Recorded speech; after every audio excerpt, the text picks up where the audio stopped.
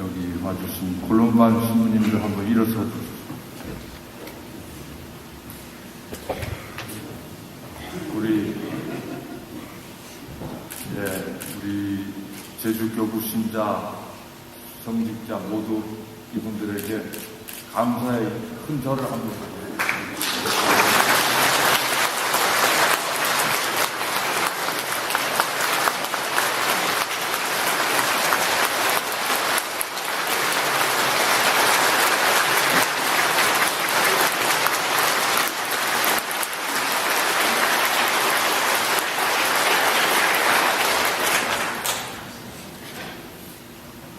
네, 1831년에 우리 조선교구가 처음으로 설정이 됐습니다.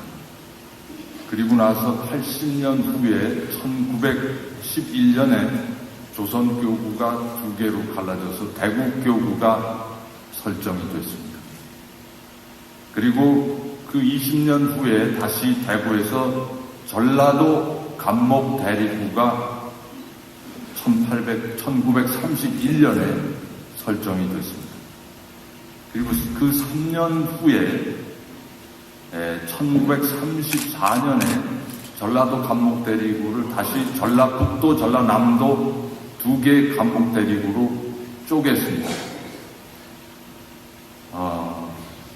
그 1934년 4월 1일자로 대국교구장이던 르망스 주교님께서 손 파트리시오 신부, 서 아우스팅 신부, 명 맥나메닌 신부, 나 토마스 신부, 이 네 명을 제주와 홍로 본당에 2명씩 파견하셨습니다. 그 이전에는 기껏 1명 또는 2명이 사목하던 제주도를 이제 제주와 서귀포 두 지역에서 2명씩 사제가 일하게 되어서 제주도의 본격적인 그 선교 시대가 열리게 되었습니다. 이 네 분의 사제들 모두 그 파견되기 그 전해 성탄 때 서품을 받았으니까 나이도 젊었겠지만 사목 경험도 아직 일천한 정말 그 새파란 신부들이었습니다. 그렇지만 그분들은 복음 전파에 온 몸을, 온 정신을 다 쏟아 부은 분들입니다. 그 네 분 중 한 분은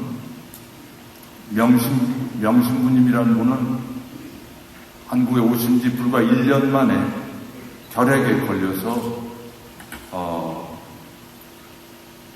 아마 제주 지역에 오셔서 워낙 잡술 것도 못 잡숫고 영양 부족이었던 게죠. 그러니까 결핵에 걸리셔서 광주 지역으로 이동을 하셔서 본당에 계시면서 좀 요양을 하시다가 결국 투병 2년 만에 하늘나라로 먼저 가셨습니다. 이 골룸반홈의 신부님들 제주 부임 3년 후인 1937년 7월에 중일전쟁이 터집니다. 그 중일전쟁을 일으킨 일제는 한국을, 중국 대륙을 침략하기 위한 그 발판으로 삼기 위해서 갈수록 많은 물자를 공출해 갖고 또 우리나라 전체에 굉장히 강력한 그 압박 정책을 펴면서 정신적으로도 일제에 협력하도록 여러 가지로 강압을 하기 시작을 했습니다. 그러면서 천주교 젊은 신부들이나 신학생들을 학병으로 끌고 가거나 아니면 노동직용으로 데려갔고 성당 내에서 성당에 일장기를 개항하게 하거나 아니면 신자들을 감시하고 체포하고 투옥하는 일이 끊임없이 일어났습니다. 심지어는 고해성사가 일제 어떤 그 비밀을 이렇게 바깥으로 누출시키는 그러한 그 행위에 소지가 있다고 해서 고해성사를 못하게 하기도 했습니다. 2차 대전 말기에는 성당과 교회 건물을 압류하고 우리 제주 본당에 이 중앙성당 처음에 있었던 거기에서 종도 압수해 갔습니다. 그리고 1941년 10월 이 제주 본당에서 사목하시던 손 파트리쇼 신부님과 서 아우스팅 신부님 그리고 서귀포 본당의 나 토마스 신부님 이 세 분과 함께 30여 명의 천주교 신자들이 일제 경찰에 체포되어서 온갖 그 강압적인 수사와 고문을 받게 되었습니다.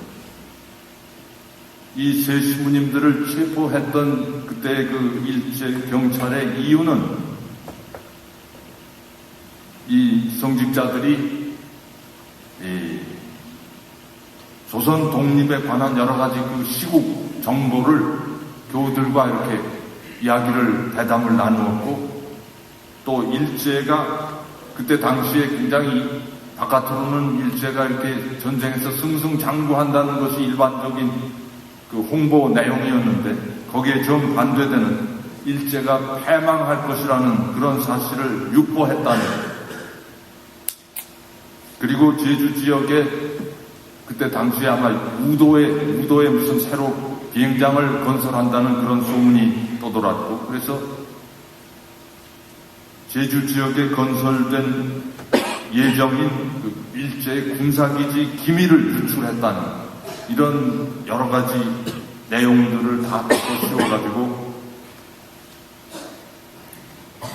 신부님들을 체포했고 재판에 걸었습니다. 경찰들은 그 30여 명의 그 연행된 천주교 신자들을 그 여러 가지로 고문을 해서 그 신부님들이 잡혀있는 그 유치장에서 바로 옆에서 일부러 바로 옆에서 고문 그 교우들을 무지막지하게 고문을 해서 그 비명 소리를 그 신부님들이 듣게 해서 마지막에 이렇게 자기네 죄를 인정하는 그런 그 서명을 하도록 그렇게까지 했다고 합니다. 결국 이 세 신부님들은 스파이 혐의로 재판을 받고 일본의 국방보안법 위반, 일본 천황에 대한 불경죄 그런 죄목으로 손 신부님은 3년 서신부님은 2년, 나신부님은 1년 2차 대전 끝나고 해방되기 전까지 감옥 생활을 하셨습니다. 그 시대에 그 천주교 지도부에서는 일반적으로 로마에서도 그랬고 한국 전체에서도 그랬고 일본 제국주의와 너무 정면으로 대결을 하면 또다시 옛날 그 조선 왕조 때의 심각한 박해가 재현될 것을 우려해서 일본 제국주의가 강요하는 그 신사 참배도 그게 꼭 종교 행위라고 신앙 행위라고 보기는 어려우니까 신사 참배를 해도 좋다 하는 그런 그 판단을 하면서 일제와의 정면 충돌을 피해가려고 했습니다. 그런데 제주 지역에서 일하시던 콜롬반 신부님들은 제가 추측기로 아직 새파란 혈기왕성한 젊은 신부님들이었고 또 그분들의 조국 아일랜드도 오랜 영국 지배하에서 독립운동을 오래 전개하고 그러다가 그분들이 오시기 불과 몇 년 전에 1927년에 그러니까 34년에 오셨으니까 77년 전이죠. 7년 전에 오시기 7년 전에 영국에서 아일랜드가 완전히 독립을 했습니다. 그래서 아마 이분들이 조선의 그 운명에 대해서 누구보다도 깊이 공감하고 계셨고, 그래서 조선의 신자들과 연대하면서 신자들에게 교리를 가르치거나 제대해서 강론할 때 거리낌 없이 조선의 독립 정신을 북돋는 그런 그 가르침을 주셨다고 합니다. 이런 행동들이 문제가 돼서 결국은 감옥에 가신 거죠. 이렇게 골룸바노의 신부님들은 자신들의 생명을 걸고 사목 생활을 하셨습니다. 그냥 교리를, 세례를 주기 위해서 그냥 교리를 가르치는 데 머물지 않고 신자들의 삶을 함께 나누려고 모든 것을 공유하셨습니다. 정말 가난한 교우들과 동고동락하면서 교우들과 운명을 함께 했습니다. 이 제주뿐 아니라 한국에서도 가장 열악한 지역, 전라남도, 그리고 강원도 지역에서 활동하시다가 1950년 6.25 동란이 터진 다음에 많은 골룸반 신부님들이 공산당에 붙잡혀서 많은 고초를 겪으셨습니다. 결국 제가 알기로 7분의 신부님들이 목숨을 바쳐서 순교를 하시게 되었습니다. 그리고 해방 이후에도 골룸반 신부님들은 우리 한국이 그 민주화, 산업화되는 그 과정에서 가장 열악한 그 노동 환경에서 고생하는 노동자들을 위해서 아니면 민주화 활동을 위해서 정말 그 희생하는 그런 젊은이들을 위해서 그들과 함께 동고동락하면서 사목을 하셨습니다. 정말 예수님께서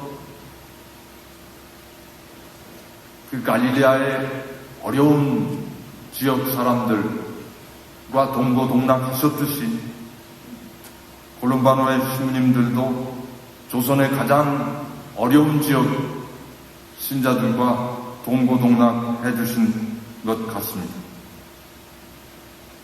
그리고 저는 무엇보다도 골룸바노의 선교사 신부님들이 선교사로서의 정체성을 아주 확실하게 보여주신 것은 당신들이 책임지고 사목하던 지역에서 방인 사제들, 한국인 사제들이 늘어나고 교회의 그 틀이 잡혀가고 교구가 설립되고